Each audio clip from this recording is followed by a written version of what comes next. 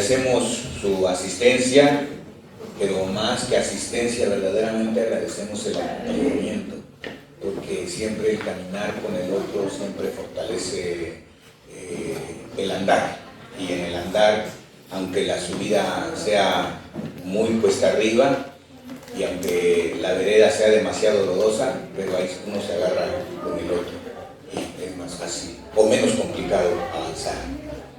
Agradezco al amigo Goodman, maestro Gabriel Goodman, su presencia, a la doctora Catalina, ¿sí? Al director de la facultad, doctor Orlando, nos hace mucho que nos acompañe. Y también agradezco al compañero, amigo, doctor Esdras Alonso, bienvenido, al doctor González, bienvenido, ¿sí? A Óscar Adrián Reyes López, les agradecemos su compañía. Y sin más preámbulo, le damos el micrófono al director de la facultad para que tenga bien regalarnos unas palabras. Muy buenos días, principalmente a todos los asistentes. Y me da mucho gusto tener aquí a mi amigo Esdras, ¿verdad? Con el que, viendo el tema del libro, me remota a mis inicios de estudiante, en donde tuvimos la oportunidad de conocernos y caminar estos procesos, ¿verdad? Estamos hablando de más de 30 años, donde nosotros colaborábamos por la parte institucional y era principalmente ser lo que hoy le llamamos parte de los mecanismos alternativos de solución de conflicto. Éramos los negociadores, ¿verdad? Y se veía así medio como de película, pero así era, ¿verdad? Bienvenidos a todos los jóvenes, bienvenidos a los asistentes que ya mencioné, bienvenidos a la mesa del presidio. Y este evento de los 50 años de nuestra universidad, también hay que reconocer que nuestra facultad, si no me equivoco, estamos en ese proceso cumpliendo los 48 años, 49, estamos pegaditos a los 50 también. Y con un grupo de docentes de la facultad nos dedicamos a la tarea de participar en los temas de los 50 años de nuestra universidad, ¿verdad? La cual viene encabezando el doctor Carlos Natalín Andayapa y nosotros en lo que nos corresponde cada uno, ¿verdad? Y dentro de los procesos de las actividades está la presentación del libro de mi amigo Gabriel Solís Goodman, ¿verdad? Y de Iber Reyes Guillén, quien también aparece aquí. Y el tema estaba yo ojeando, ¿verdad? Y me parecen muy importantes porque los primeros expulsados eran de Avenza, si no me equivoco, ¿verdad? El tema religioso muy fuerte, en donde salieron personalidades que hoy se encuentran dentro de la política, dentro de los liderazgos, dentro de la guía, de la guía y de la mano de los líderes para poder continuar con esa lucha que hasta la fecha pues ha mermado, pero no se ha quitado. Y esto ha traído la violación de los derechos humanos y de su vida de subsistir y los vuelve migrantes, porque también son migrantes, pues no solamente los que atraviesan la ciudad de otro país a país son migrantes, ellos también son migrantes. No me voy a meter mucho en el tema porque no lo he leído, quiero entenderlo, ¿verdad? Y felicitarlos y darle la bienvenida a esta mesa, y después de aquí, de la actividad que se van dando académicamente, que hoy concluiríamos el tema académico con invitarlos a los jóvenes, a los presentes a las 12 del día, a una cápsula del tiempo, ¿verdad?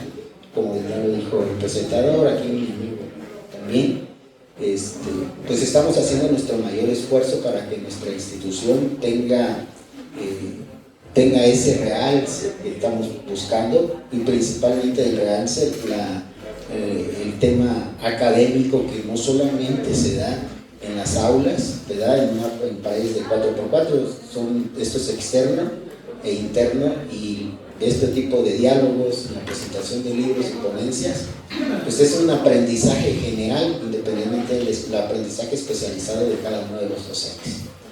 Que por cierto, pues estamos viviendo en una época muy importante en donde nuestra facultad es parte trascendental, que esté incluida en el tema de la sociedad, ¿verdad? Aquí tenemos la sociología, que estudia todos los procesos, tenemos la antropología, tenemos la historia, que al final de cuentas, con esto cada quien cuenta la historia, ¿verdad? Desde su perspectiva, desde su visión. Y entonces esta es una parte importante, por lo cual felicito al maestro Ullman por apoyarnos y a hacer aportaciones que los jóvenes deben saber, porque pues no digo la edad, pero ya nosotros explicamos nosotros la edad, y ellos apenas están conociendo un proceso diferente, ¿verdad?, que nosotros vivimos. Su servidor estuvo en Altamirano, Ocosingo, Yajalón, el 31 de diciembre para nacer el 1 de 94, y estuve colaborando en actividades allá un poco complicadas. Por eso a mí me emociona este tema, o sea, lo conozco, lo vi, no me lo van a contar, ¿verdad?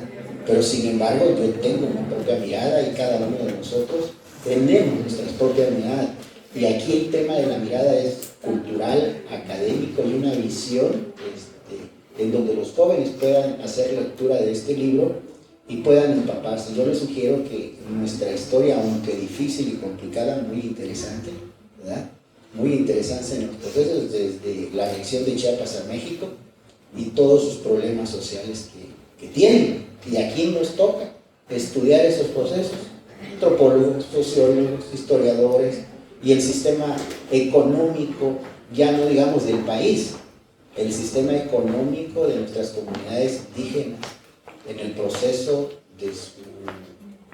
de su caminar en este tipo de conflictos.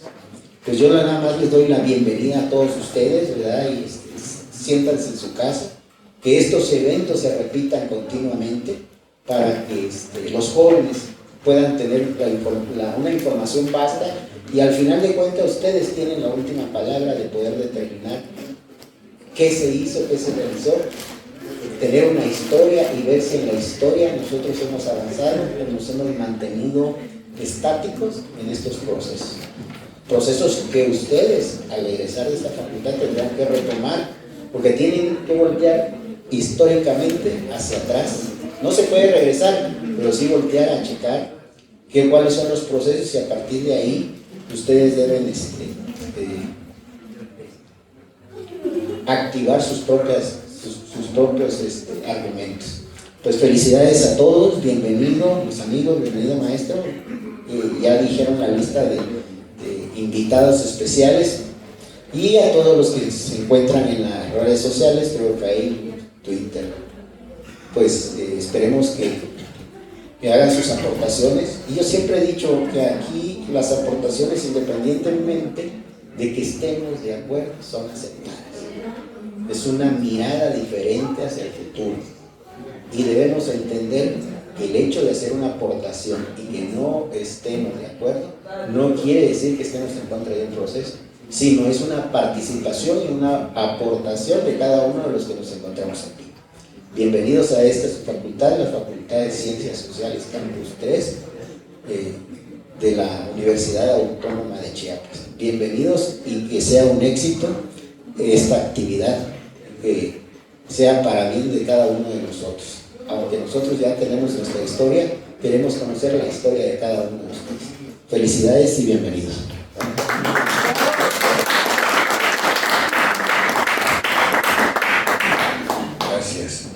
Gracias, doctor. Por ahí decían que ser joven y no ser rebelde es como no estar vivo. Pero rebelde en el sentido de rebelarse, aprender a rebelarse contra la historia única, la historia que nos han contado, y habría que hacer ese esfuerzo por mirar la historia que nos constituye a cada uno de nosotros. Mucho se dice ahorita, ¿no?, del tema de la educación. Hay que tirar los muros de las aulas. Podemos tirar los muros de las aulas, pero si no tiramos los muros que están aquí adentro, no sirve de nada que tiremos los muros de las aulas. Creo que en ese sentido la idea más fuerte es poder aprender a volver la mirada a lo que es la comunidad. El individualismo está claro que ha llevado al colapso mismo a esto. Entonces, por eso insisto en esta gratitud de que ustedes estén presentes. Sin su presencia, mucho sentido no tendría esto.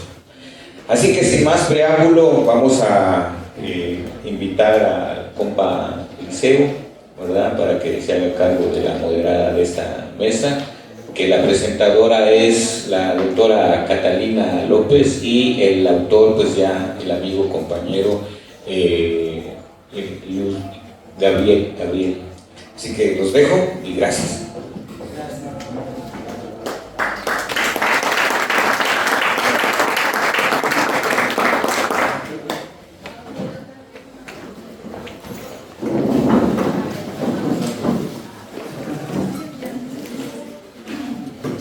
Bueno, buenos días a todos y todas. Agradezco enormemente que nos regalen su tiempo, su escucha.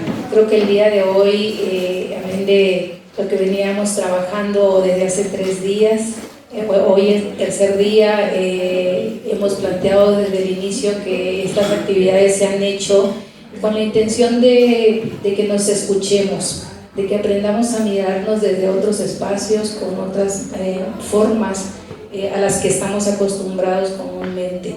Agradezco a todos y todas los estudiantes, agradezco la asistencia y el tiempo que nos regala señor Edgar y los acompañantes.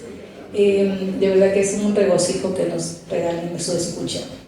Hoy día amanecí de verdad pensándome en muchas de las situaciones derivado del texto y la obra que presenta hoy nuestro querido maestro Gabriel Solís Gutmann. Cuando me plantea la idea de presentar su libro, yo dije, casi no conozco de religión, soy como ajena a esto, y creo yo que prácticamente no tendría mucho que comentar, pero bueno, el planteamiento era presentar mi libro, ¿no? Entonces yo andaba como por otro lado, pero cuando tomo el libro empiezo a entender lo que ahí planteaba. De inmediato me llevó a mi niñez, ¿no?, un pueblo de la costa, donde una vez pregunté a mis papás que por qué un grupo de personas estaban fundando su propio barrio, y me decían, es que son los hermanos separados. Entonces yo decía, los hermanos, ¿cómo se separan?, ¿no? Porque en mi entendido era cómo nosotros entendemos la hermandad y qué es lo que en ocasiones pensamos, creemos o nos definen dentro de estas lógicas estructurales, que son las posibilidades en las que se deja de hermandad o se dejan de ser hermanos. No, como que no entendían yo ese concepto de hermanos separados. Poco más adentro fui entendiendo que el texto está trabajado con un orden que a mí me encantó, porque creo que es tan digerible para los que decimos no conocer de religión.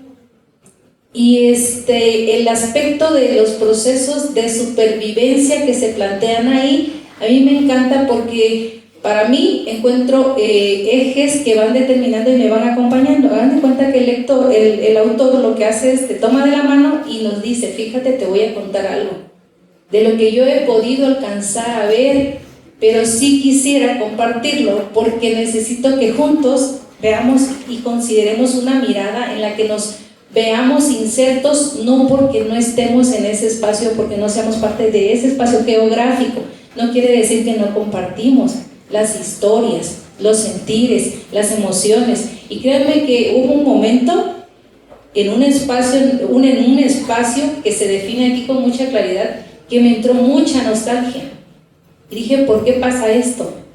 ¿Qué somos entonces en este mundo si de verdad nos creemos que estamos en un camino donde tenemos que separarnos? Y quizás pueden haber situaciones que nos van a generar algún movimiento distinto, pero no a desconocernos. Y creo que esto es como un poco doloroso, nostálgico, y creo también que es propio de presentarlos con más estudiantes, porque parece ser que estos libros solamente le corresponde leer a la gente adulta, y creo que no, estamos como tomando caminos que eso sí, quizás nos pueda perder la mirada, la escucha y sobre todo la construcción de sentido en comunidad. Y aquí empiezo cuando plantea la religión y supervivencia económica. Fíjense cómo hay dos grandes categorías difíciles de comprender, difíciles de adentrarse, y sobre todo plantear la religión y la supervivencia. Ni siquiera se habla de vida, ¿no? De cómo se sobrevive a supervivencia. Entonces ahí empezó como a generarme un tanto de incomodidad. Luego plantea un análisis de valores económicos en pentecostales expulsados. Ya lo decía el director, una forma de migrar, un modo de sentirse no parte del otro. ¿Cómo es que nosotros desencarnamos una serie de situaciones que si nosotros leemos el título, bueno, religión y supervivencia, lo que me pasó, no entiendo nada, no sé de qué va a hablar, pero te metes y vas caminando tu propia historia en la historia de los otros, y ahí es donde compartimos miradas, y ahí es donde se convierte esto en un proceso interesante que interpela las vidas de los otros, que ahí podemos nosotros identificar y conocer y descubrir que el otro es el otro que me mira, y que dentro de ese otro me encuentro yo. Entonces, en este contexto, el autor aborda un tema que sí es complejo, en la intersección entre la religión, la economía y los conflictos sociales. El centro que él coloca en su análisis es la situación de los indígenas expulsados de sus comunidades. ¿Debido a qué? Y aquí viene lo interesante. Hay una serie de situaciones que van viviendo, pero en estos espacios de falta de diálogo no se logra el comprender al otro, porque pensamos que está siendo un deslegítimo, le voy a nombrar esa palabra. Y entonces entran los expulsados de sus comunidades debido a la conversión de los pentecostales. Es el que yo decida, voy a pertenecer o quiero ser parte de ello, quiere decir, y eso es pregunta para que reflexionemos, ¿esto se refiere a que dejo de ser parte de lo otro? ¿No? ¿Una religión determina el de qué soy parte y de qué no soy parte? En la obra salta una pregunta: ¿cómo estos individuos manejan su supervivencia económica en el contexto de una exclusión social y religiosa? Ya no es un solo problema. No es un solo problema en cuestiones de rechazo social. Entramos en aspectos de supervivencia. Y en esto voy a ir charlando con el autor, porque creo que del libro hay mucho más que podemos encontrar. Solo le vamos a dar como un acercamiento, porque creo que es súper necesario que lo hagamos. Hay ejes de análisis que a mí me generan esta necesidad de la charla.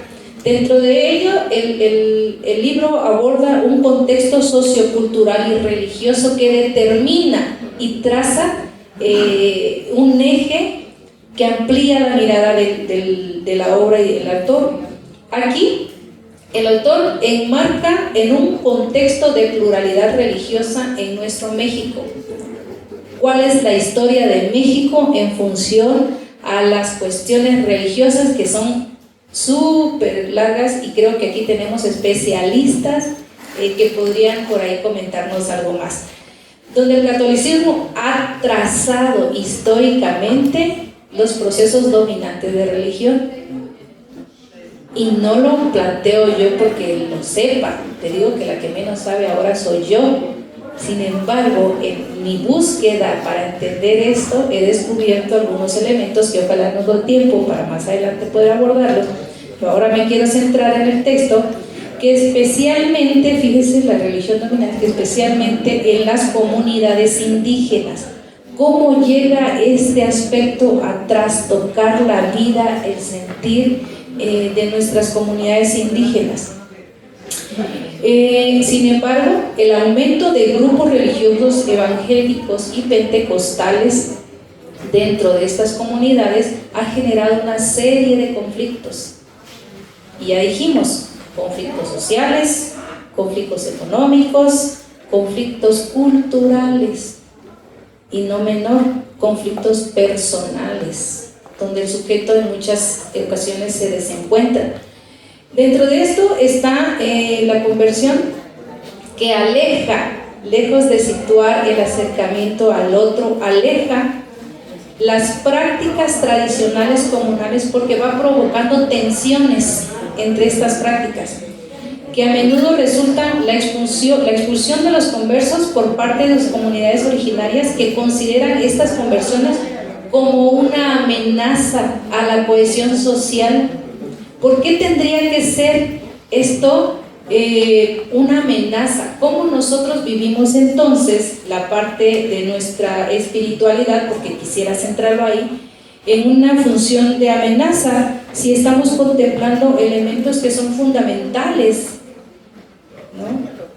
Y aquí voy a iniciar, voy a ir dando la palabra a nuestro autor, porque creo que es importante plantear y nace el interés de cómo va afectando la conversión al pentecostal o a los pentecostales, las relaciones sociales y comunales en las comunidades indígenas. ¿Cómo se ven representadas en esta mirada que nuestro autor va generando en el texto? Sí. Bueno, primero quiero iniciar agradeciendo a todas y a todos quienes hoy nos acompañan en esta presentación de este trabajo, que como bien decía la doctora Katy, como decía nuestro amigo director, este trabajo es simplemente una aportación, o al menos pretende convertirse en una aportación al, digamos, conocimiento científico, social y académico de ciertas dimensiones de la realidad.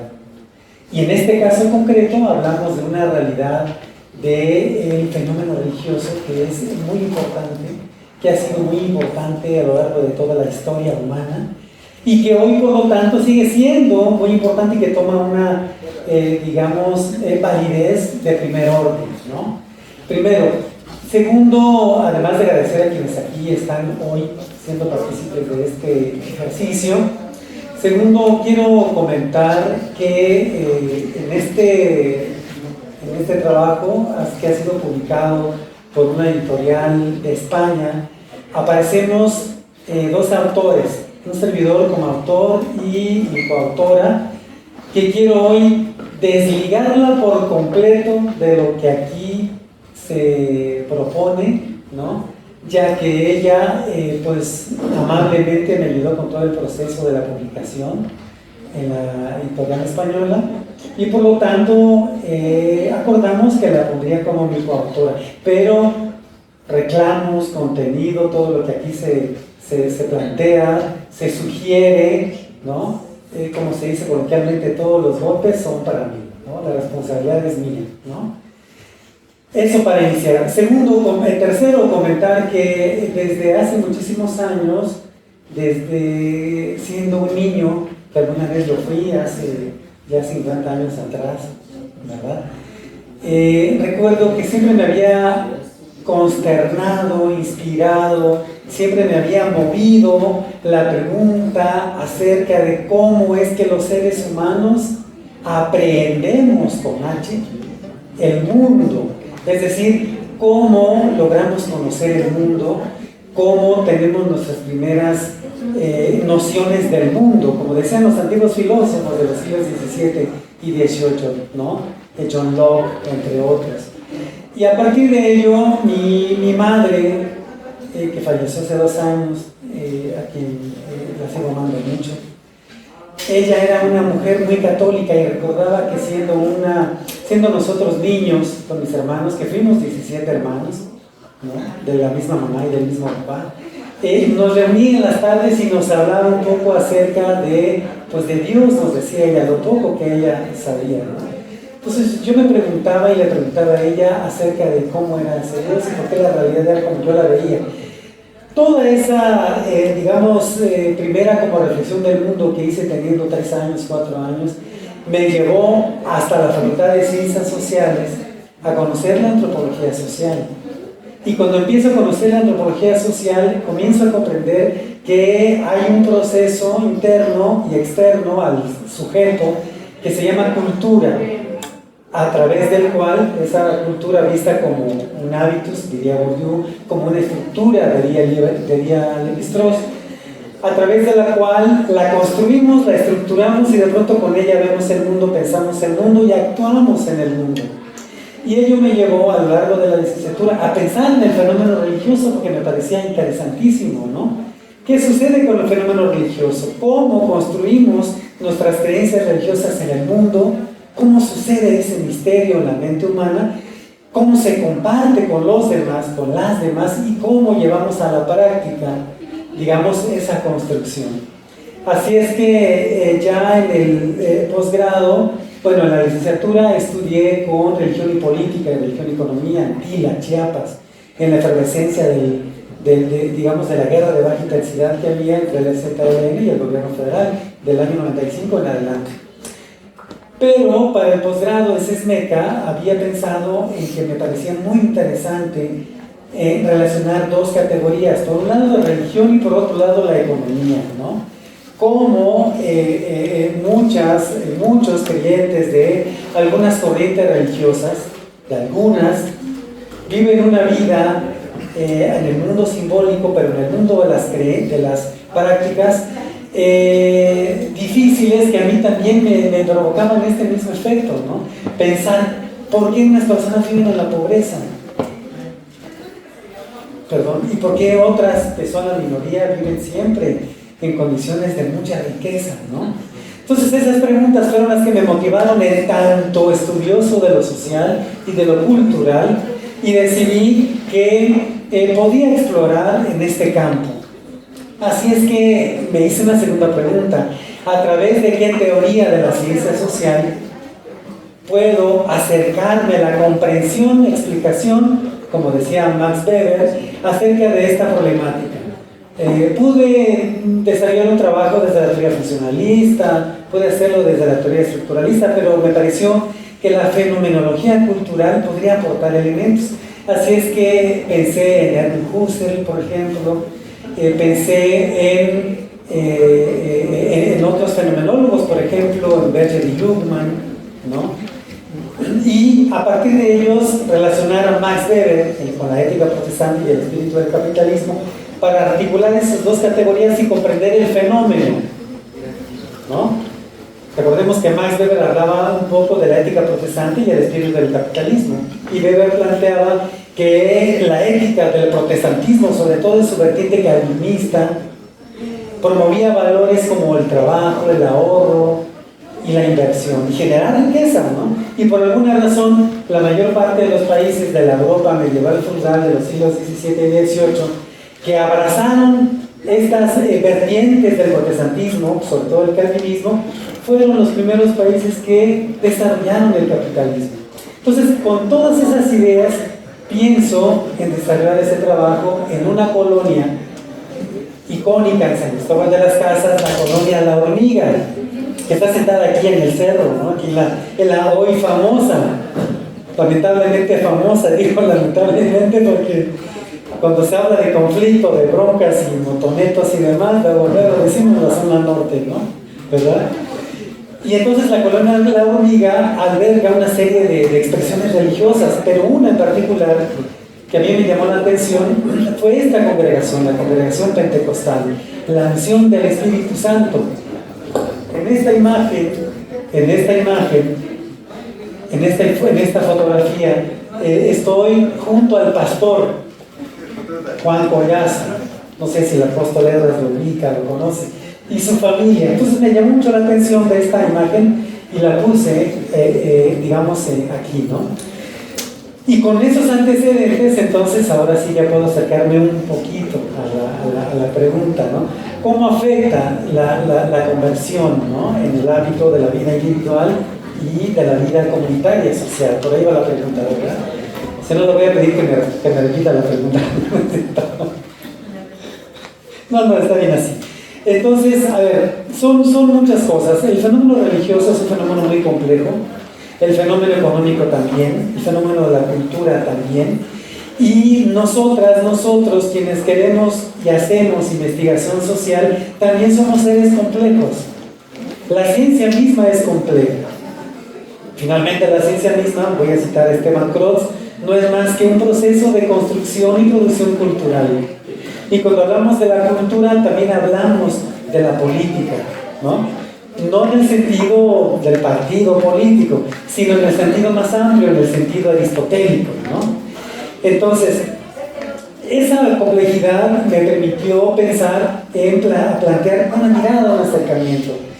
Y en este estudio de caso, porque este es un estudio de caso, no es un estudio que pretenda explicar la generalidad de carácter universal del fenómeno religioso, no, simplemente de manera muy humilde, ¿no?, trata de dar cuenta de un proceso que sucede en una congregación situada en un tiempo-espacio. El espacio, la colonia de La Hormiga, en la zona norte de San Cristóbal, y el tiempo, pues ya a inicios del siglo XXI, ¿no? Segunda década del siglo XXI. ¿Cómo ha afectado? Pues ha afectado de múltiples formas, ¿no? Me voy a centrar particularmente en el caso de esta congregación, porque existen muchas corrientes religiosas, ¿no? Por ejemplo, el apóstol Edras, que nos acompaña con su presencia, ¿no? Él es el apóstol de las iglesias Alas de Águila, que tiene otras características, otro planteamiento teológico, ¿no? Otra mirada en la forma de comprender los principios bíblicos y otra forma de practicar esa vida teológica y religiosa, ¿no?, que es bastante diferente. Pero en el caso de la congregación, es una congregación integrada en su inmensa mayoría por personas que fueron expulsadas del municipio de Chamula en la década de los 90, ¿no? Y fueron expulsados de manera violenta. Les arrebataron su casa, su propiedad, su milpa, su espacio de vida, y los arrojaron con toda la violencia por quienes en ese entonces eran los caciques de Chamula, que controlaban la economía, el POSH, los refrescos embotellados, para no decir marcas, ¿no? Bueno, ni mencionar refrescos embotellados siquiera. La compra y venta de las velas, los que controlaban la economía, ¿no? Los expulsan y entonces tienen que abandonar su tierra, su territorio, su espacio, su comunidad y buscar auxilio en San Cristóbal de las Casas, en uno de los espacios que albergaba la mayor parte de los expulsados que habían iniciado desde la década de los 70, ¿no? En esas condiciones, esta población, en lo personal yo sentía también mucha preocupación por su historia y su realidad, pues tuvieron que vivir en una ciudad que en ese entonces estaba todavía cargada de mucho racismo, de mucha exclusión, que se veía al indígena que llegaba a San Cristóbal como un peligro, ¿no? Y que entonces esta población tiene que acomodarse y tratar de empezar a recrear su vida, ¿no? ¿Cómo afectó su vida? Pues sin duda alguna hubieron y siguen habiendo impactos de carácter emocional, psicológico, pero en el tema de la cultura tienen que como reiniciar de nuevo, tienen que tratar de reiniciar su vida en este espacio, el de los otros, unos otros que siendo población san cristobalense, pues ha tenido una gran dosis de exclusión y de racismo, de clasismo para una élite también, ¿no? Sin embargo, esta congregación, y esto lo planteo en el texto, tuvo dos grandes fortalezas. La primera, su herencia cosmogónica, en tanto, digamos, indígenas sotziles, descendientes de la cultura maya, ¿no? Con toda esta cosmogonía de la que hablaba Daniel Ochoa. Y segundo, tiene el acompañamiento de su iglesia, de su congregación, del espacio donde se congregan con otras y con otros, quienes se consideran hermanos y hermanas, ¿no? En ese espacio de la congregación y de la construcción de esa hermandad en el sentido, digamos, bíblico-teológico, encuentran apoyo mutuo, ¿no? Encuentran esperanza, encuentran fe, encuentran la oferta de la posibilidad de encontrar una vida mejor. Muchas veces no en el plano terrenal, pero sí en el plano que va más allá de la vida terrenal, ¿no? Entonces, estas dos grandes fortalezas no quiero profundizar mucho porque va a quitarme todo el tiempo, o quitar todo el tiempo. Pero digamos que en lo general, ¿no? Sin profundizar un poquito.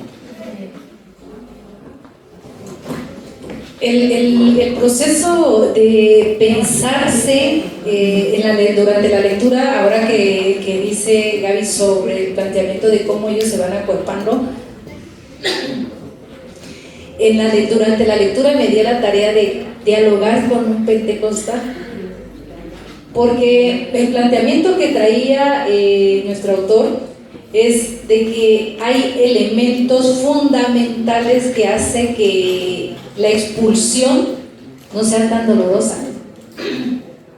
Pero yo digo, ¿cómo no va a ser dolorosa? En el diálogo conmigo y el autor durante el proceso de la expulsión por razones religiosas, también pensaba cómo se sienten los migrantes que sus razones no son religiosas, pero que salen de las comunidades a las que ellos se sienten pertenecer. Y no hay una situación tan diferente, porque dentro de un migrante que se acerca, él decía, ¿qué es lo mayormente difícil? La cuestión económica, ¿cómo sobrevivo? Porque de repente sentimos que no tenemos para dónde mirar y darles un bocado de comida a nuestros hijos. Es como el primer planteamiento que hace un migrante, que no vienen atravesando otras rutas, otros espacios geográficos por cuestiones religiosas. Pero cuando me acerco a una persona que transitó esta experiencia de ser católico a pentecostal, su proceso también fue la misma respuesta. Entonces digo, la mirada es un estudio de caso, dice Gabriel. Sin embargo, la mirada no es distinta, se acerca. O sea, hay procesos que contemplamos como sujetos, como ser humanos, y lo plantea Semelman. O sea, la historia te atraviesa, ¿no? Por eso en los horizontes de la razón. ¿Qué de eso interpela al otro? Y entonces en esta idea y dentro del análisis, plantear cómo están siendo los procesos de expulsión y marginación dentro de esta lógica de religión y supervivencia económica, porque la atraviesa.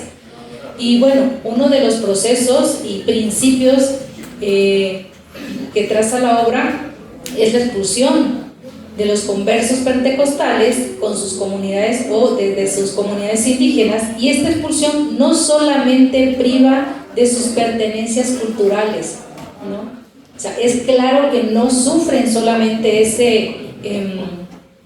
esa situación de desapego o no sabría cómo llamarlo, habría que seguir dialogando con ellos, sino que también se ven colocados en una situación de vulnerabilidad. Esa vulnerabilidad está trazada por los procesos que comentamos, lo económico, lo social, lo cultural, pero también estas comunidades que están siendo despojadas de elementos que son propios de su sentir o de su sentirse como ser humano, se ven forzados de generar otra nueva comunidad. Y ahí viene lo interesante, cómo estos procesos de marginación y de expulsión generan un proceso de supervivencia. Y aquí entra en la otra categoría, que es la supervivencia económica, que se convierte sumamente interesante en la discusión que hace Gabriel, porque atraviesa elementos, y aquí viene el siguiente cuestionamiento: ¿cómo estos pentecostales expulsados reconstruyen su vida económica atravesando por una situación de expulsión, pero no solo, de marginación, porque son los hermanos separados? Claro. Sí, bueno, un poco de igual manera, antes de entrar a la reflexión sobre la pregunta, aquí les pongo una imagen sobre las características físicas, materiales de esta congregación, ¿no? Ustedes, yo o quien sea, inmediatamente, solamente con el tema visual, podemos ver las condiciones de la congregación, ¿verdad? Segundo, la vista a la ciudad, bueno, además de ser increíblemente maravillosa, también habla de un proceso de exclusión, un poco citando a Wallerstein, planteando cómo el sistema económico capitalista, en su fase neoliberal sobre todo, ha generado cinturones de pobreza y de miseria y de exclusión en las periferias de las ciudades y en las periferias de los países llamados más desarrollados o del centro, ¿no? Estos países del llamado del norte global, en oposición a los países del sur global, para no llamarles subdesarrollados, ¿no? Para no llamarles países del tercer mundo y demás. Y antes de responder, decía la pregunta, no les quise llenar de cifras y de datos, que hubiera sido muy interesante, pero consideraba que Katy me iba a hacer muchas preguntas hoy y no iba a tener tiempo de presentarle los números, ¿no? ¡Ay, qué bueno! Pero los poquitos números, como una especie de síntesis, vean. Indicadores socioeconómicos según el censo 2020, según el Coneval, según CONAPO, etc. Chiapas ha sufrido un crecimiento económico raquítico, por no decir estancamiento, como propone Jorge López Arévalo. Ha experimentado una caída del ingreso desde la década de los 70 del siglo pasado hasta hoy, justo cuando se imponen en México las llamadas políticas neoliberales, ¿no? Las llamadas políticas privatizadoras. Y además se sufre de, para los que dicen que en Chiapas nunca ganamos nada, yo les refutaría y les diría, claro que sí, somos campeones en rezago educativo, en rezago económico, es decir, en todos los rezagos que puedan existir, somos los campeones. Bueno, también hemos tenido dirigentes allá en Tuxtla Gutiérrez, en la casota grande que está en el centro, que pues han llevado mucho de lo que le pertenece a Chiapas, ¿no? Y recuerdo la Mafalda decía, no es que nos falten los recursos, es que nos sobran los ladrones, decía la Mafalda, ¿verdad? Cualquier coincidencia con la realidad es eso, pura coincidencia. Y bueno, entonces vemos cómo la marginación en Chiapas ocupa el primer lugar en el país. Ocupamos el primer lugar en rezago educativo, ocupamos el primer lugar en todos los rezagos respecto a México como país, ¿no? ¿Verdad? Y para que tengan cifras nada más, el 80% de la población de Chiapas vive en la pobreza, el 80%. Y de la población indígena, es el 90% de la población indígena la que vive en la pobreza. Claro, hay una pequeña minoría de la población indígena también que hoy vive pues bastante bien, ¿verdad? Mucho mejor que muchos de nosotros y de nosotras, pero es una pequeñísima minoría. El 85% de la población que en algún momento ha tenido un empleo formal percibe menos de dos, bienvenido, adelante, percibe menos de 2 salarios mínimos según el Coneval. Imagínense el 85, casi 86%, es decir, 86 personas de cada 100 que alguna vez ha tenido un empleo percibe menos y sobrevive y supervive con menos de 2 salarios mínimos. Es un dato del Coneval del año 2021. Y si pensamos bueno, y además de que Chiapas tiene una serie de riquezas inmensas, ¿no? Hidroeléctricas. Estoy pensando cómo Chiapas produce más energía eléctrica y petróleo que toda Guatemala. Y toda la riqueza de la energía eléctrica, pues ¿a dónde se ocupa? Pues en atacar a la pobreza pareciera que no, ¿verdad? En San Cristóbal somos más de 215,000 habitantes. La pobreza ronda el 66% en San Cristóbal. Y el rezago educativo ronda el 46-47%. Ahora bien, vean este comportamiento religioso en Chiapas. Desde 1970 al 2020, la población de católicos que inició con 91.2, bueno, reflejaba en ese año, 1970, 91.2% de la población que se consideraba católica. Para el 2020 solamente el 54% de la población se asume católica. Es decir, la curva de la gráfica viene cayendo. La población evangélica y o protestante, que inició en 1970 con el 4.8% de la población, justo cuando van a iniciar las expulsiones aquí en Chiapas, hoy ronda más o menos, ¿no? Puede variar 1 o 2 puntos porcentuales, en un 32-33% de la población, y contando hacia arriba la gráfica de población evangélica. Quienes se consideran sin religión, que iniciaron con 3.5%, hoy más o menos rondan el 12.5%. Si vemos en la gráfica, la población católica decrece y la población evangélica es la que crece. En este escenario, ahora sí puedo pensar un poquito en la reflexión que nos hacía Katy con la pregunta: ¿cómo reconstruyen su vida económica? Esa fue justamente la gran pregunta que a mí me llevó a acercarme a esta realidad, ¿no? ¿Cómo influye la doctrina evangélica en la construcción de las subjetividades de los creyentes, de los actores sociales? Y cómo con estas subjetividades ese sujeto se comprende y se relaciona con las y con los demás de su congregación. Es decir, lo que proponen Berger y Luhmann: por un lado, la construcción de la intersubjetividad. Alfred Schulz hablaba del mundo de vida. Y también en el cómo las instituciones religiosas son las que la sociedad moderna, y dirían los teóricos de la posmodernidad, en los tiempos de la posmodernidad, cuando ha llegado el fin de los metarrelatos que daban sentido, ¿no? Hoy pareciera que son las instituciones religiosas, las pocas instituciones y procesos que aún dotan de sentido, ¿verdad? ¿Cómo reconstruyen su vida económica? Fíjense que esto es bien interesante.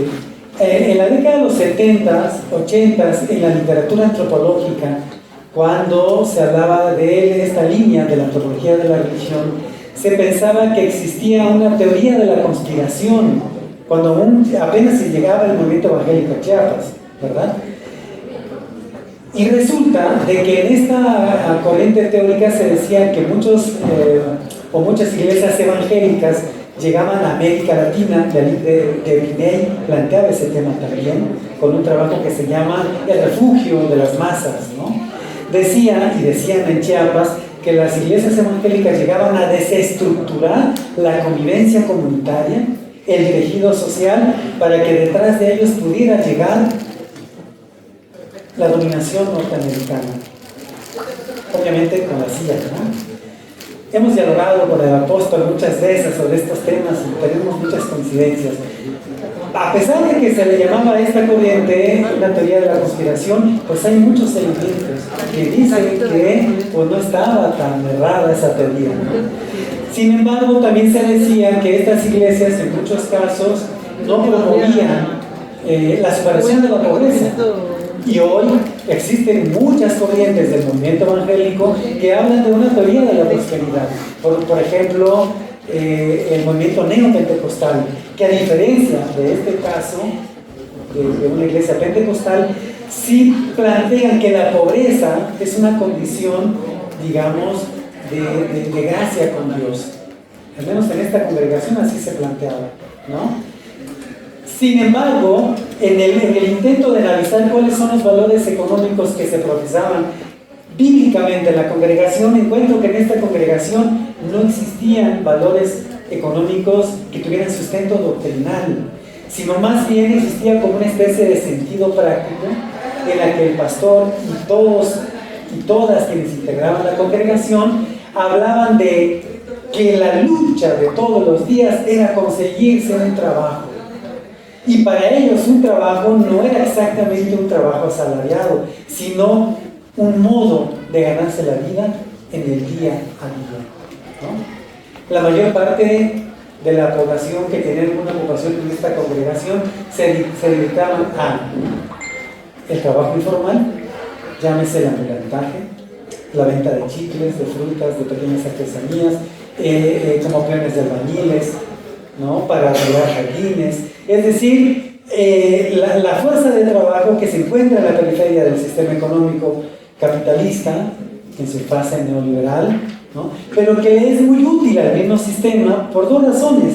Por un lado, porque es, digamos, objeto de control político electoral, pero por otro lado, porque también pues estas personas son las que pueden ocuparse de este tipo de actividades informales, digamos, periféricas, ¿no?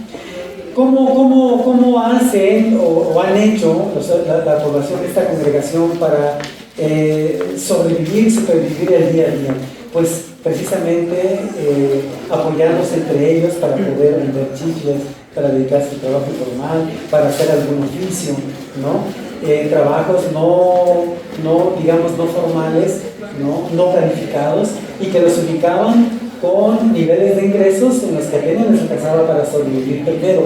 Y segundo, el apoyo de la congregación, el apoyo material de la congregación y fundamentalmente el apoyo espiritual del mensaje, digamos, que ofrecía permanentemente el pastor y este cuerpo, digamos, burocrático, que eran 3 personas, ¿no?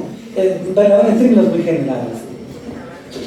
Esto es lo emocionante de la obra, porque vean, si hablamos en función de la estructura del sistema que atraviesa al sujeto para colocarlo como un elemento, como un objeto que sirva al sistema, como estas lógicas que también genera el sistema en el contexto sociocultural y religioso, también tiene la otra parte que es rescatable y que creo que también tendríamos que hacer como un análisis profundo y que nos invita aquí Gabriela Sarroyes. Estos elementos o estas experiencias de vida, los sujetos que la viven le buscan el sentido, por muy dolorosa que sea, le buscan un sentido, y el sentido que engrandece ahí es su fe, es la gracia con Dios.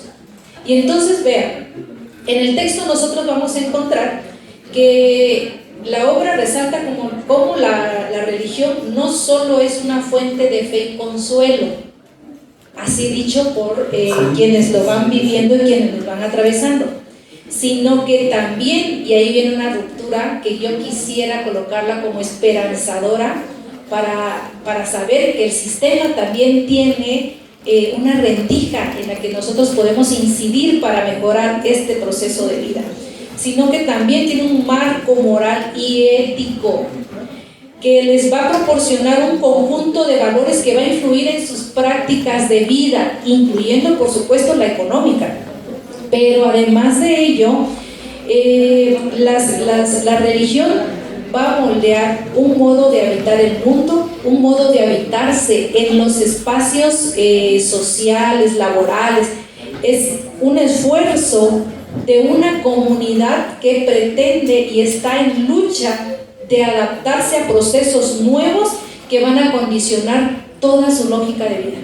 Procesos nuevos en cuestiones culturales, rupturas de parámetros que están atravesadas por el sistema, que bien lo trae Boaventura de Sousa, que bien lo trae Aníbal Quijano, que bien lo trae una serie de autores que nosotros podríamos ya haber consultado por ahí, que tienen que ver también con nuestra lógica de nuestra gran América Latina. Y entonces estos elementos van generando este otro eje de análisis que encuentro en el texto, y es valores económicos y pentecostalismo.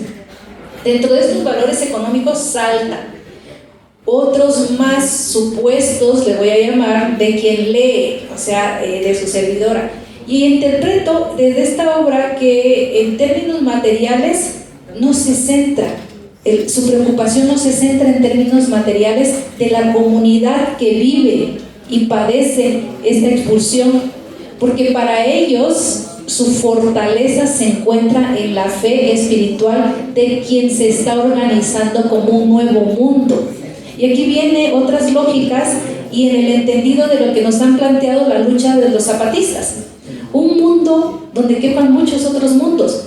Y vean qué maravillosa la obra, porque Gaby lo plantea desde el principio, es solamente una muestra. Por eso le llama, él es un estudio de caso. Toma una población muy pequeña y analiza, y luego nos comparte su análisis. Pero cuando nosotros ampliamos la mirada y empezamos a colocarnos desde los espacios que nosotros mismos habitamos, un salón de clases, ¿no? Un espacio institucional, un espacio, un barrio, mi colonia, mi municipio, mi estado, mi país, vamos a encontrar una maravilla de coincidencias con lo que el libro plantea. Porque cuando yo encuentro este otro eje de valores económicos dentro de un espacio, le voy a nombrar dentro de un mundo, el autor plantea que el éxito de los procesos económicos no se interpreta únicamente en términos materiales para este grupo, sino también es una bendición divina. La ética pentecostal promueve valores como la autodisciplina, la responsabilidad, la individualidad, el trabajo arduo, la cooperatividad, la autonomía, y algo que es sumamente para mí en este momento que ando haciendo investigación, la democracia. Esa democracia que la entendemos solamente en un proceso de ir a definir un voto. Y eso es una minúscula partícula de un proceso democrático.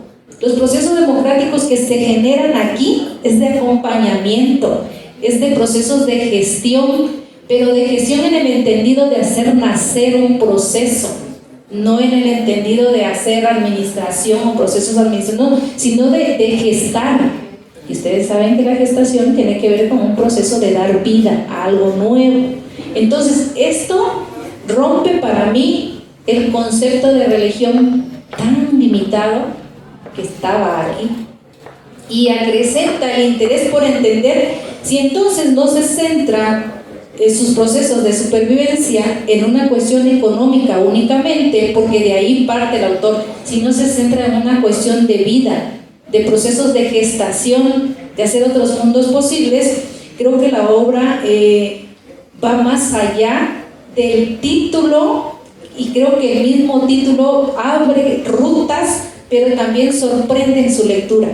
Y yo de verdad que les invito enormemente, porque me he quedado con el interés de conocer más sobre estos procesos de expulsión, cómo lo han vivido no solamente los pueblos originarios, sino todos nosotros en nuestras comunidades, cómo han enfrentado estos conflictos religiosos, cómo además de eso han podido ellos salir adelante, cómo los procesos económicos no son el fundamento de su lucha, sí indispensable, pero no son el fundamento de su lucha, cómo los procesos de marginación en los pentecostales va ofreciendo una mirada ampliada que también ayuda a redefinir su identidad. Este es otro proceso. Y yo creo que para no saturar a Gaby con preguntas, hay algo que a mí me interesa, porque si a mí me generó, atravesé por una cuestión de sorpresa, luego de malestar, luego de tristeza, y luego termino en un apartado de llanto, tengo que decirlo, y luego en un fin esperanzador. ¿Cuáles son las emociones que nacen en el sujeto que escribe y que hace una lectura en un espacio pequeño, pero que no se limita a esa mirada, a ese espacio pequeño, sino podría yo hablar hasta de nuestra América Latina? ¿Cuáles son esas emociones con las que atraviesa Gaby, porque yo ya conté las mías, pero yo quisiera saber cuáles son. Sí. Bueno, Katy ya lo explicó todo. Sí, bueno, a ver, antes de un poco llegar a ese momento, les quiero poner solamente tres testimonios que surgieron en las entrevistas, ¿no? A la pregunta expresa de qué dice Dios respecto al trabajo y a la vida económica. Don Juan, el pastor, fíjense muy bien, aquí estoy poniendo la diapositiva, decía, es muy duro, pero solo orando a Dios te va a dar trabajo, para cómo estimar, cómo se debe trabajar y cómo se puede pedir el trabajo, porque el que no trabaja no come, empieza a robar, porque si quedamos sin trabajo también sin comida. Si pedimos bien, orando en la tarde, orando en la mañana, orando a mediodía, Señor, yo no tengo trabajo, Señor, ayúdame, Padre, tú conoces dónde está el trabajo. Entonces Dios ayuda. Dios da el trabajo, pero a veces no pedimos. Por eso, a veces, dice una parte de la palabra, tenemos manos para trabajar. Eso decía el pastor. Un creyente de la congregación, que aquí le pusimos Manuel, le asignamos ese nombre, decía, como dice el Señor, si no trabajas no comes, si no tienes dinero no se puede así. La palabra de Dios te enseña que trabajes, no hay que robar, eso no quiere la palabra de Dios. Pero no hay mucho trabajo, así es que le busqué forma, cómo trabajar, pero en mi trabajo, o sea, venta ambulante de frutas, ya tiene como 7 años, pero gracias a Dios ese es el trabajo, decía don Manuel. Y el último testimonio, decía don Manuel el diácono, está muy escaso conseguir o sea, el trabajo, no hay mucho, no muy hay, está muy difícil, está escaso el trabajo, pero hay que salir buscar chamba de peón para comer aunque poco ¿dónde lo vamos a encontrar? No hay más. Con ese poco solo para el maíz y el frijol. ¿Qué más hay? Es decir, ese testimonio nos puede dar muchos elementos y muchas luces para, por un lado, comprender cuál es la subjetividad del sujeto, cómo piensa y se piensa en esa realidad, digamos, en la que Chiapas vive y ha vivido los estragos de las políticas neoliberales que han destrozado la economía y el tejido social de la población, y que finalmente en ese digamos, sentir y de esa lucha del día a día, encontramos que la fuerza de la cosmogonía de los tzotziles mayas llevan consigo la posibilidad de mantenerse unidos aún en las desgracias. La fuerza de la congregación, la fuerza en el sentido espiritual y de la fe, como decía Gabriela Robledo, aquí cito a Gabriela Robledo, ella decía, por ejemplo, que cómo el ritual pentecostal adopta la forma de comunidad emocional, en la que además del apoyo material que proporciona la comunidad de fieles, también se pone a disposición del creyente en crisis de sentido, una cantidad enorme de apoyo espiritual y simbólico. El culto religioso satisface la necesidad de estar juntos, sobre todo en estas condiciones, de establecer vínculos cercanos y afectivos con los iguales, con los que compartimos las penurias de todos los días, con aquellos con quienes se comparte un mismo territorio y una misma condición social. Es decir, ¿qué se está construyendo en esta congregación y seguramente en otras, que como en el caso de nuestra América Latina, y yo le llamo de nuestra patria grande, latinoamericana y caribeña, muchas expresiones religiosas están construyendo lo que el sistema está destruyendo: comunidad. Y por lo menos aquí una comunidad que Gabriela Robledo, y yo estoy totalmente de acuerdo con ella, le llama comunidad emocional. ¿Cómo superviven estas personas que viven en estas condiciones de pobreza y precariedad y de todos los rezagos que tiene Chiapas?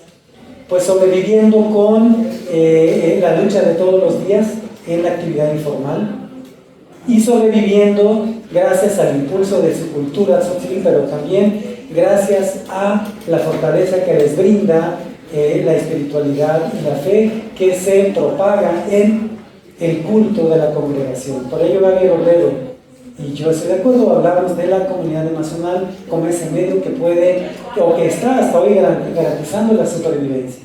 ¿Qué va a suceder de hoy en adelante con todo este proceso nacional que vemos de incremento de la delincuencia organizada, de los grupos de narcotráfico y demás? No lo sabemos, pero hay que darle continuidad, me parece, a este tema, ¿no? ¿Verdad? Entonces, ya me están diciendo que sí, algo que ya nos vamos. Entonces, bajo estas condiciones y características, me parece que tendríamos que hacer una reflexión en torno a cómo las construcciones religiosas, que alguna vez Marx le llamó a la religión el opio del pueblo, ¿no? Hoy podemos ver que las iglesias, que el fenómeno religioso, que el movimiento religioso, particularmente muchas iglesias de carácter evangélico, también están haciendo lo suyo con su población, construyendo sentido, construyendo una subjetividad en la que los sujetos sociales pueden nutrirse de una fuerza espiritual, de una fuerza del grupo, del colectivo, de la comunidad, de la congregación, para poder sobrevivir el día a día las penurias que hoy estamos viviendo en la realidad que nos ha tocado vivir en este tiempo y en este espacio, ¿verdad? Entonces, esa es un poco, querida doctora Kaki, digamos, la conclusión que yo pudiera hacer sobre este estudio de caso. Pues muchísimas gracias. Creo que la obra tiene mucho más para dialogar, analizar. De verdad que yo les invito como lectora, hablo como lectora del texto, les invito. Y no sé, tenemos todavía tiempito para hacer alguna participación. Por favor, si alguien quiere vertir su opinión, comentar algo, que les aparece, adelante. Les pasamos el micrófono. A ver, aquí el maestro.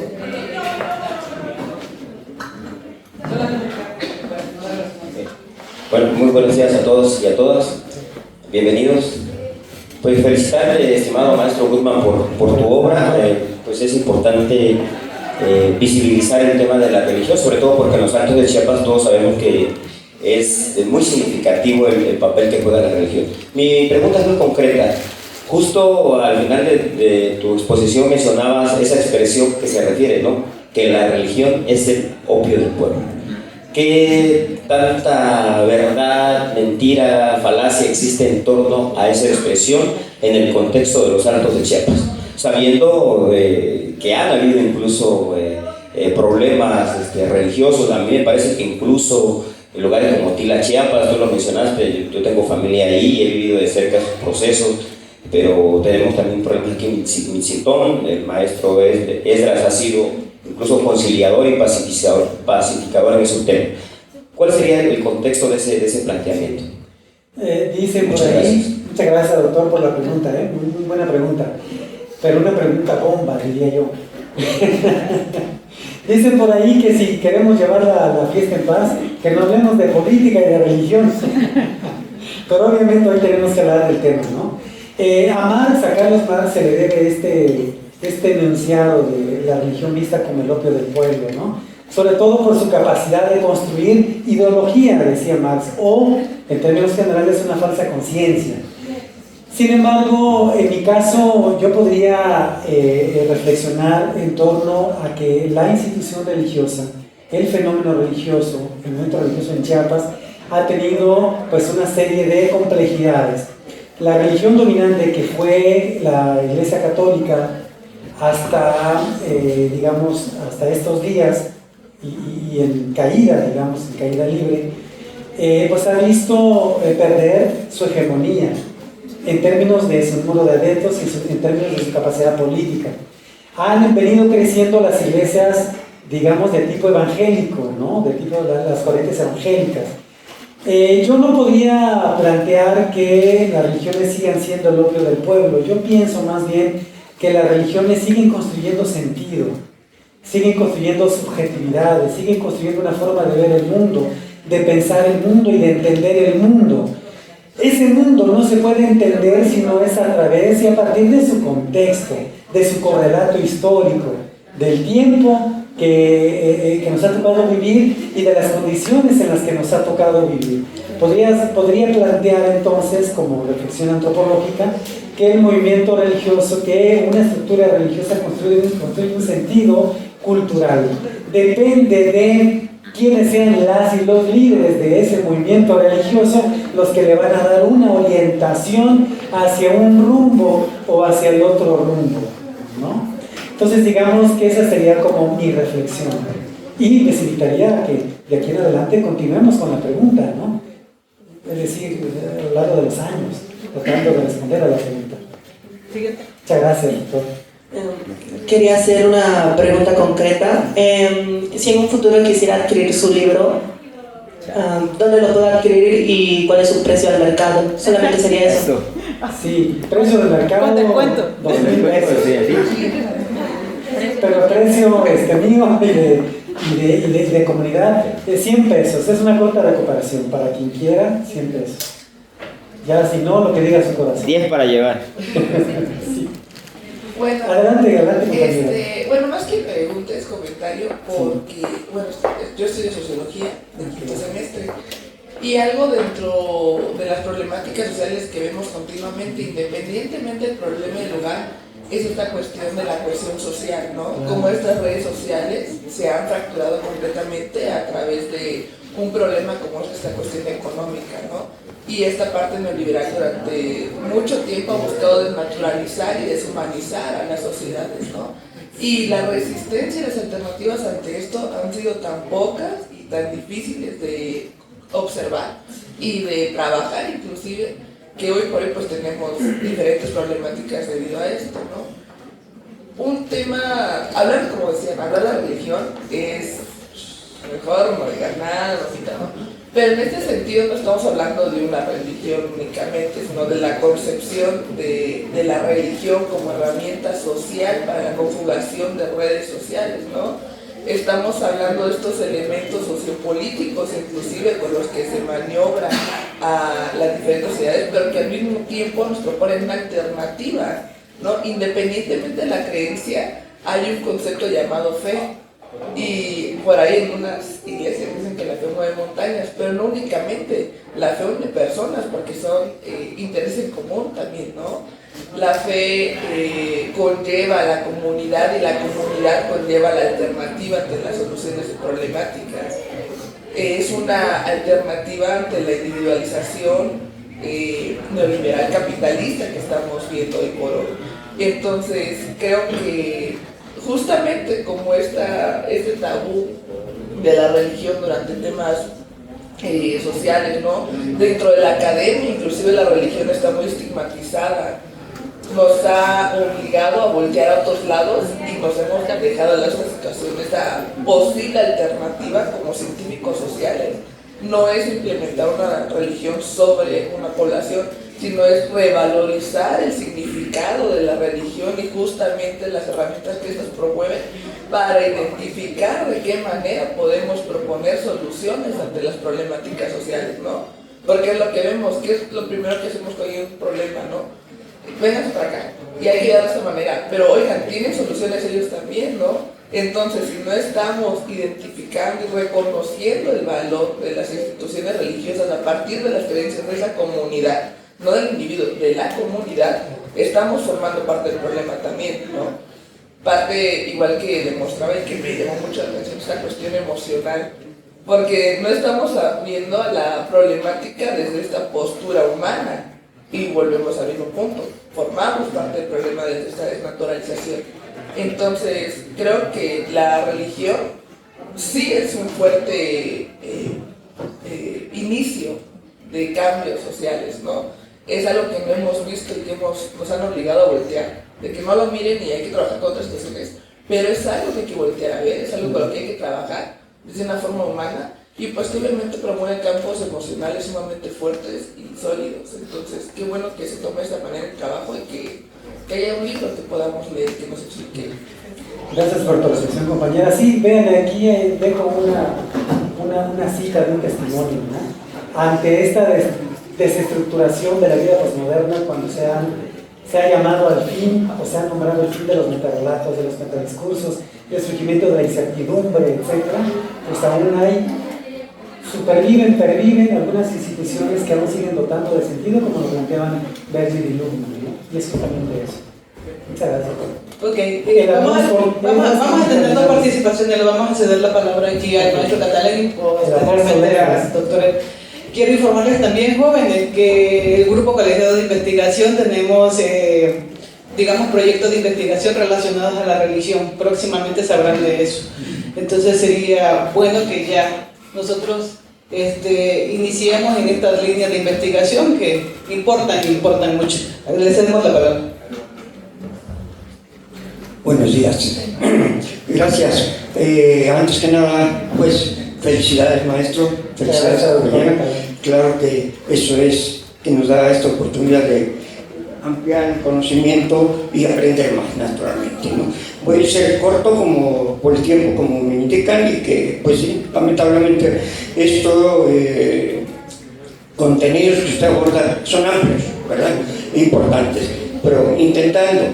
La religión solo es un medio que es usado por el poder o por intereses de ciertos grupos sociales o por el propio Estado. Esa es la religión. Y lo hemos visto históricamente, desde la tenencia de la tierra, cómo nacieron los bienes comunales de 1600, 1700, no por beneficiar al pueblo, sino para concentrar la fuerza de trabajo. Usted señalaba cómo el hombre se integra. Más bien cómo se comprende al mundo, y yo diría cómo comprende y también cómo se integra, ¿verdad? Galileo Galilei decía cuando lo estaban torturando y la tierra se mueve, ¿verdad? Entonces, de esa manera hay muchas cuestiones que decir. Sin embargo, sintetizando, yo hago un triángulo y para poder comprender lo que la gran razón que usted nos dice. En la parte superior yo ubicaría la cultura.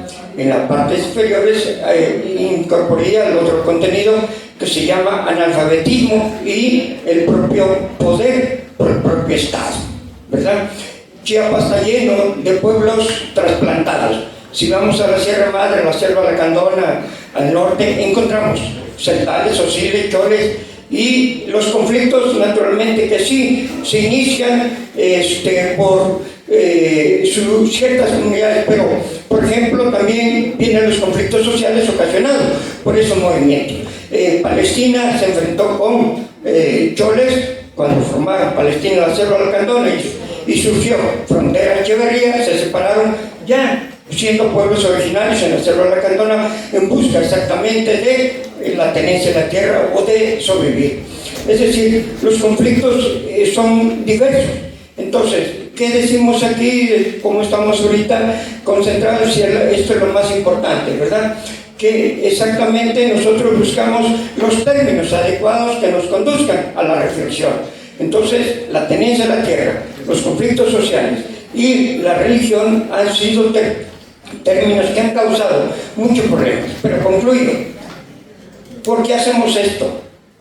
El académico siempre debe resolver los problemas, no el efecto.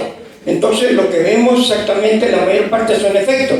¿Cuál es el problema? El problema es el propio Estado, que ha sido abandonado a los pueblos y a comunidades y a la región rural. Entonces yo creo que sí hay que irse exactamente al problema. Los efectos son diversos. El problema ha sido el estado que hemos tenido durante el desarrollo y que se acentuó, como señala usted, en los años 70 y 80. Hay muchas cosas a decir, yo no solamente digo estas pequeñas ideas. Gracias. Muchas gracias, doctor.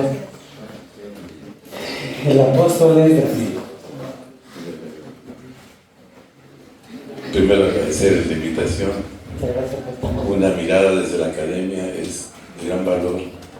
Hablar de uno de los temas históricos, la religión. Quisiera agregar o comentar algo. Tiene una implicación global. Hoy la religión desde la vista del occidente está en crisis. En América Latina vamos a empezar a tener una perspectiva religiosa distinta. El resurgimiento de la ortodoxia, y no sé si alguno ha escrito sobre la ortodoxia desde los pueblos originarios, que quiere decir un muro de resistencia social ante el abuso del esclavismo, la dominación. Y yo no estoy muy convencido de que lo que más era judío. ser opio, todas las cosas tienen sus dos vistas, su perspectiva positiva y negativa. Explotar el concepto de ser opio es verlo desde lo negativo. Pero hoy en el contexto histórico de comunidad, construir comunidad, y aparte el concepto de inclusión, ¿sí? El concepto de inclusión, algo que dijo la presidenta, es aquí ya está prohibido prohibir, ¿verdad? Entonces es necesario pensar en que estos elementos sociopolíticos, socioculturales y la religión inciden, claro que sí. Debe darse la apertura desde la academia, la investigación en este campo, ¿no? Yo creo que los esfuerzos que hicieron los grandes pensadores del siglo pasado, además de esta evolución sobre este tema, hoy es todo un reto, reconstruir el tejido social, ¿verdad? Ya no verlo ahora como, eso es lo que cuenta, ¿no? Porque si nosotros estigmatizamos todo y no entendemos qué es pensar en el otro, no podemos construir comunidad. Entonces hoy, desde esta perspectiva de la academia, sí es poner el elemento de los temas de la diversidad, sobre todo cuando estamos en la ciudad más diversa. Porque si en la década de los 90 era el cristianismo, hoy ya existen elementos de otra perspectiva como el Islam, las comunidades islámicas aquí.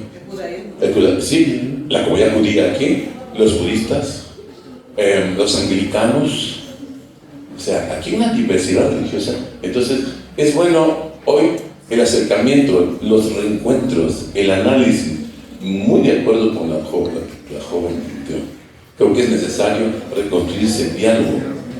También es construcción de paz, el acercamiento, porque una de las cosas es que a veces cuando se desconoce y entre dos desconocidos que se cultiva más desconfianza que unidad. Entonces yo sí considero, yo voy a tener una copia del libro. Es obligado. Porque los felicito que la academia aquí, yo también soy parte de esta historia, de esta facultad. Pasé por estas aulas, pasé por el campo de la sociología. Entonces celebro que en este nuevo periodo de esta visión es necesario reconstruir ese diálogo, sobre todo el marco teórico y el entendimiento de nuestros contextos. América Latina está en un giro. Los movimientos ortodoxos y la conservación de la autodeterminación de los pueblos va a marcar en el ámbito de la religión. Está en crisis la religión occidental. Y entonces, identidad será uno de los temas que se tienen que retomar. Muchísimas gracias. Muchas gracias, apóstol, muy amable. Y para terminar, ya de manera breve, podría decir que sí coincidimos plenamente, ¿no?, con el tema de la crisis que experimenta Occidente. La crisis de algunas propuestas religiosas son un ejemplo, pero al final la gran crisis es, en mi opinión, lo que plantea también Wallerstein. Vivimos en el fondo, de manera general, una crisis civilizatoria, pero hay pocas instituciones que aún están aportando sentido, y dentro de esas pocas instituciones que aportan sentido, hoy todavía tenemos a algunas instituciones religiosas, sobre todo en Occidente, en América Latina, en México, en Chiapas, las de carácter, digamos, evangélico, ¿no? Obviamente también la Iglesia Católica, pero cada día vemos esa reducción. Pero bueno, el llamado es construyamos paz y construyamos igualdad. Muchas gracias por haber venido. Es un gusto. Quienes quieran el texto lo vemos ahora al terminar el evento. Muchas gracias.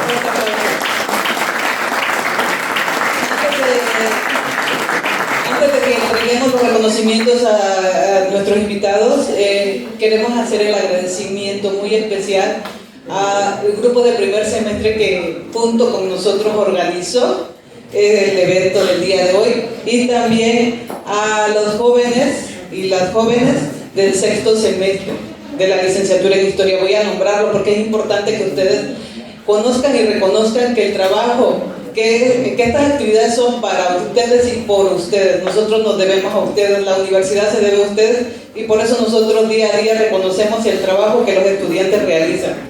Carla Yarexi, Christopher Luis Diego, Jorge Isaías, Erika Isel, Jonathan Uriel, Edier Plácido, Leandro Uriel, Luna, Elisa, Karen, Luisa, Raquel, Roberto, Karime, Areli, Rosa y José Manuel. Un aplauso para ellos. Muy merecido el trabajo que han hecho estos 3 días. Mi reconocimiento para ustedes. Siendo chicos de primer semestre, son chicos entusiastas, y los jóvenes de sexto semestre que tan afanosamente y tan motivadamente nos ayudaron con la organización del día de hoy. Vamos a proceder a la entrega de las constancias y reconocimiento al autor del libro. Y empezamos de la siguiente manera. Universidad Autónoma de Chiapas, Facultad de Ciencias Sociales, Campus 3, otorgan la presente constancia a Juan Gabriel Solís Guzmán por la presentación del libro Religión y Supervivencia Económica, Análisis de Valores Económicos y Pentecostales Expulsados Indígenas, en el marco de la conmemoración de los 50 años de la UNACH, realizado en las instalaciones de la Facultad de Ciencias Sociales, Campus 3, de la Universidad Autónoma de Chiapas, el día 9 de octubre de 2024, San Cristóbal de las Casas, Chiapas. Por la conciencia de la necesidad de servir, doctor Orlando Uriel Bravo Arguello, director encargado. Un aplauso caluroso para él.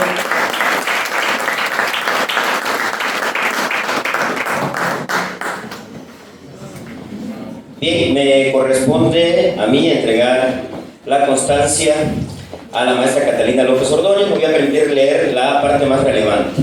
Universidad Autónoma de Chiapas, Facultad de Ciencias Sociales, Campus 3, otorgan la presente constancia a Catalina López Ordóñez por la presentación del libro Religión y Supervivencia Económica, Análisis de Valores Económicos, Pentecostales Expulsados Indígenas, en el marco de la conmemoración de los 50 años de la Universidad Autónoma de Chiapas, realizados en las instalaciones de la Facultad de Ciencias Sociales, Campus 3 de la UNACH. San Cristóbal de las Casas, Chiapas, 8 de octubre de 2024, por la conciencia de la necesidad de servir, el director Orlando Uriel Bravo Arguello.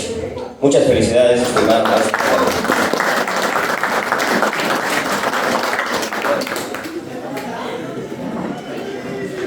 Y felicidades también al autor del libro.